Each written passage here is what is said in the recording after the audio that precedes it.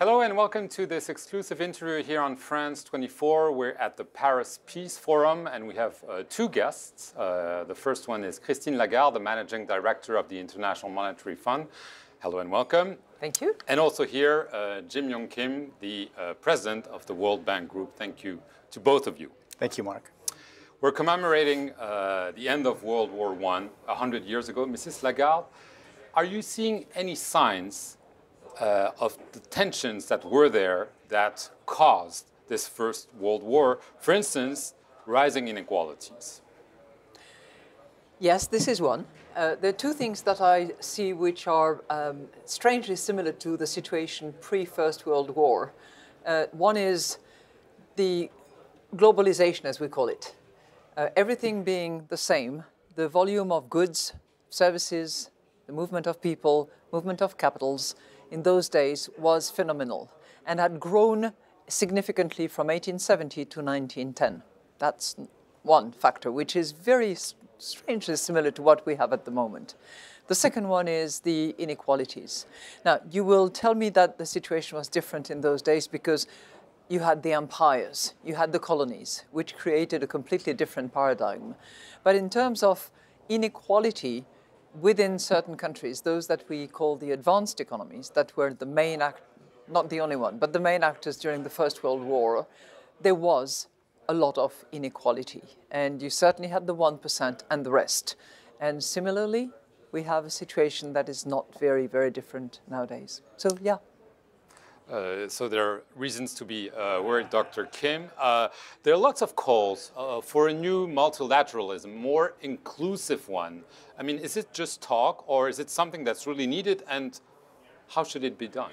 Well, at this conference, we heard some really very interesting presentations, especially one from Antonio Guterres, the Secretary General of the United Nations. And I think he said something very important. He said, you can look at these institutions and tear them down, but we will have to build them up again, and it will be much more difficult to do so. You know, our institutions came out of the post-World War II a situation in which there was recognition that we couldn't go back to the chaos of before, where, for example, in terms of our two institutions, a big concern was that currencies would the values would go up and down, there would be beggar thy neighbor policies. There had to be somewhere where we could talk about things like currency exchange rates. And then for our organization, there had to be somewhere where we could talk about what it would take to rebuild Europe, in the case of our institution. But then that grew to rebuilding so many different societies. You know, the new multilateralism is responding, I think, to something that's fundamentally different from the period of World War I, which is that new technologies are allowing everyone to see how everyone else lives. You know, within the next 5 to 10 years, everyone on Earth will have access to broadband. And when they do, everyone on Earth will be able to see how everyone else lives. And so what we're seeing right now is everyone's aspirations are going up. You know, 100 years ago, there were very few wealthy people, the royals and the people around them, and pretty much everyone else was living in extreme poverty, living off the land, barely in subsistence mode. But now you have the explosion of middle-class aspirations everywhere in the world, and so the new multilateralism is going to have to respond to this desire that everyone will have to participate fully in society. And that's a lot of what both of our organizations do, to try to create the conditions where everyone will have an opportunity to reach their aspirations. And that really wasn't what was happening between World War I and World War II. There were still huge amounts of extreme poverty in the world and very few people who actually were able to live that middle-class lifestyle. Can I follow up Sure. on that? Because I totally agree with what Jim has been saying. I'll give you one example. Today, when you look at the way you operate, you have a bank account, you probably use credit cards, you might use your phone to make payment. But do you know that there are nearly 2 billion people who are not in that situation, who are financially excluded? In other words, who do not participate in any payment and who need to be integrated, who need to be part of it, who need to be able to transact, to sell their products without fear of being robbed because, you know, banknotes and money will be taken away from them, particularly the women. So what we mean by more inclusive multilateralism is making sure that everybody has the benefit of it. I'm talking from this financial perspective, but what Jim is saying is exactly that. Everybody has to benefit from it. It cannot be just for those who do the trade. It has to do with those who participate in making things, in providing services. And they have to be part of that as well. And they have to see hope as a result of that. Right. There's also, I mean, changes in politics around the world, the rise of nationalism. The French president talked about it today, denounced it clearly, from Donald Trump to Mr. Bolsonaro in Brazil, to Viktor Orban in Hungary, then the list goes on. Even in countries that are doing well or fairly well, you see this rise of my country first. This is a clear threat to you.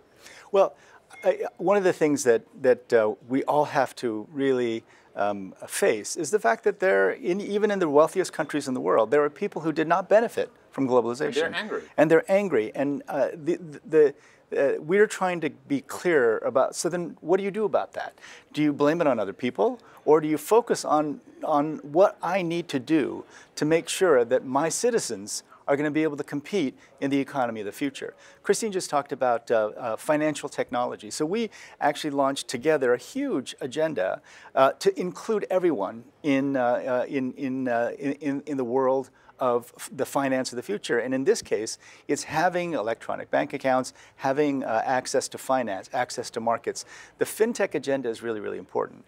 But if you look at people who are like my classmates in high school, I grew up in the Midwest of Iowa, and only 10% of my graduating class went to college, and the rest got good jobs in steel mills, in factories, and they couldn't understand why we wanted to continue to go to school. Well, my classmates are now looking at a world in which they don't have the skills to compete in the digital economy of today or the future. What do? Well, those countries have to focus on things like improving their skills, but have to think about how do we change the conversation so that it's not about anger and entitlement, but it's about preparing for what is absolutely sure to come. Every thoughtful person I know says that the future will be much more digitally demanding, and everyone's got to prepare for it. And the East Asian countries are very aggressively preparing for it. I just don't think that the traditional powers of the world can sit back and think that a sense of entitlement, a sense of going backward, closing borders is going to work, given what the economy will look like in just a very short time. Right. Speaking of the economy, obviously there are threats over global trade, especially between the US and China. And in a way, I know you both were in China very recently, some see China, communist, at least officially China, communist China, as the champion of free trade versus the United States that seems to be thinking the other way. Is this what we are seeing, witnessing? I try to be very practical. You know, there are ideological layers in all that, but practically speaking, who is doing what with whom? Everybody is doing lots of things with everybody else. And the world is vastly interconnected. Whether you call it supply chain, whether you call it interconnections, from the use of your cell phone to the products that you buy, the world is part of who you are and how you operate and what you buy. Now, what we need to be careful of is what we were talking about, including, not excluding. And to that end, we clearly need to operate within the boundaries of rules, of the respect of those rules, of acknowledgement of who has developed what. It cannot be about stealing somebody else's property, be it intellectual property. It cannot be about forcing certain principles simply because you have a big market and therefore you have to pay a special price for that. So I think what's really important is to make sure that, as Jim was saying, people receive and have access to education so that they have opportunities. That's number one. Number two, make sure that women are part of that game. When you look at the circle of leaders today, fascinating, 40 of them, 2 women. There's a little problem here that needs to be addressed. Significant problem, I would say. And third, we need to make sure that the rules are respected and that the rules that have been set by the players are evolving with time, with technologies, with the new players entering the game. If you look at our 2 organizations, they're fascinating because in the articles, there are principles that actually require us to change over the course of time, to adjust, to take new members, to increase the shares of capitals. It's not good enough, it needs to be improved, but the germs of evolutions are there and need to be helped. Very, very quickly, I know that the bank launched a new human index capital and basically telling countries that they should do more in terms of fighting youth mortality, but also helping health and schooling and naming those countries. Is this a way to tell countries getting rich or richer is not enough? Well, it's part of the new multilateralism, right? So if you think about the development of the past, in many ways you could say that the world went from colonialism to charity. And that worked for a while until everyone's aspirations went up. So it wasn't enough just to provide a few tokens here and there for health and education. Now we have to go on a different footing altogether. If the African countries want to compete in the economy of the future, they have to be ready their citizens have to be ready, and they're not right now. And so that's what we're pointing out. So far, we've been so focused on the generosity of the donor countries, and that's been wonderful. We've been able to tackle HIV, tuberculosis. I've worked on it myself. But what we're now saying is, look, that amount of charity is wonderful. It's necessary. We need more. But unless the leaders, ministers of finance especially, take responsibility for preparing their own citizens for the future, we're never going to get there. And we're actually now, with the ranking, having an entirely different conversation with the leaders in the developing countries. And I think they're getting it. They're understanding that there's so much more to do. And this is different. It's not about post-colonial charity anymore. It's about giving everyone an opportunity. Just last question. 10 years ago, you witnessed firsthand the financial crisis. Are you seeing a possibility that it could happen again? Some are worried. Are you? It's my job. I have to worry all the time. You know, we have to be mindful of potential risks and see, you know, threats on the horizons, clouds coming up. So yeah, there are clouds, of course. Dark clouds? The clouds are getting darker, and I think that we are trying to shout loudly that policies have to be decided, implemented, and that there is time to actually deal with those issues. But it's about time to do so and to roll up sleeves and to do it. Can I say one thing for your audience? All of us are much less worried because Christine is in her position. That's a nice compliment. And on this nice note, we'll end this exclusive interview with Christine Lagarde and Yong Kim from the Paris Peace Forum. Thank you very much to both of you. And thank you for watching this interview here on France 24.